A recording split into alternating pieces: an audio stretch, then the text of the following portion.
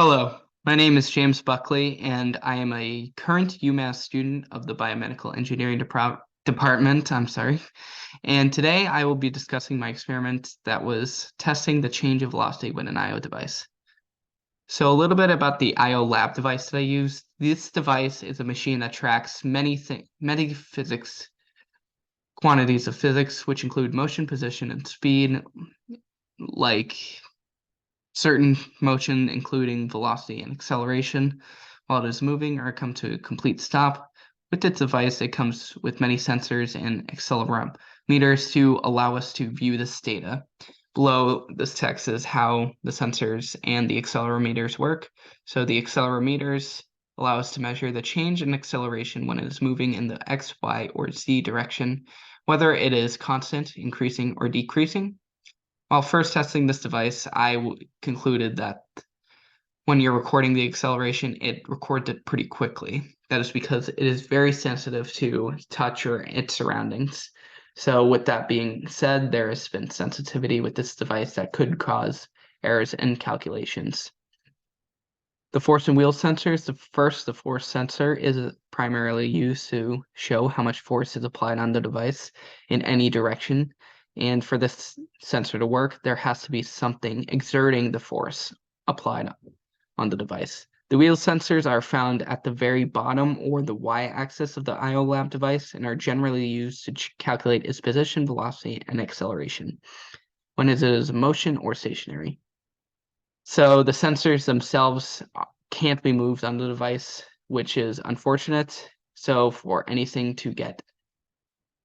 us to get any calculation of a wheel sensor, it has to be like on the ground and be in motion for the wheel sensors to actually sense something. So introduction to my lab. So the device records many types of quantities of physics, and I wanted to test one thing, which was the coordinated motion of a device when applied on a ramp.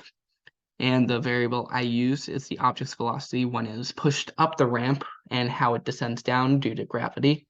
So I wanted to see how the change in velocity and how accurate the device can calculate it.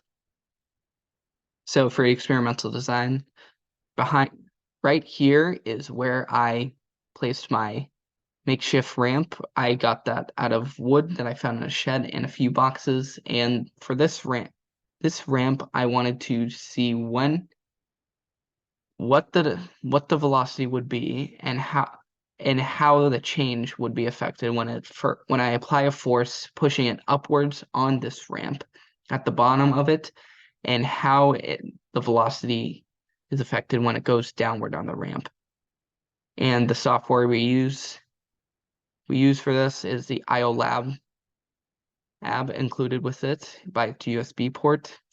And my assumption for this experiment is that when it is ascending up the ramp, when I apply a force, it will have a positive velocity and a constant one at best. And when it descends, it will also have a constant velocity as well, but with an additional acceleration due to gravity.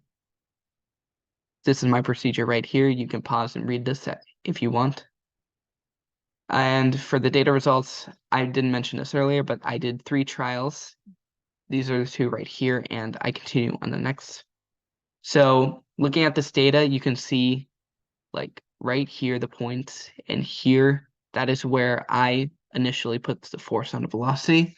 And this is the velocity when it first ascends. And as it goes down this ramp right here, this point right here, here, and here, that is where the I/O device made a complete stop. So as it goes down the ramp, it shows a negative velocity until it comes to a complete stop, somewhere around here-ish, around the 4-second marks, or right here. And there's only like a jump right here because I did mention this earlier, but there was a barrier at the end of the ramp to stop its motion. And there was like one thing I viewed on the data is that when it hits the barrier, it causes an uptick in its velocity. You can kind of see it right here too. So in conclusion, there were some observations made. Hold on, let me just move this. When the device.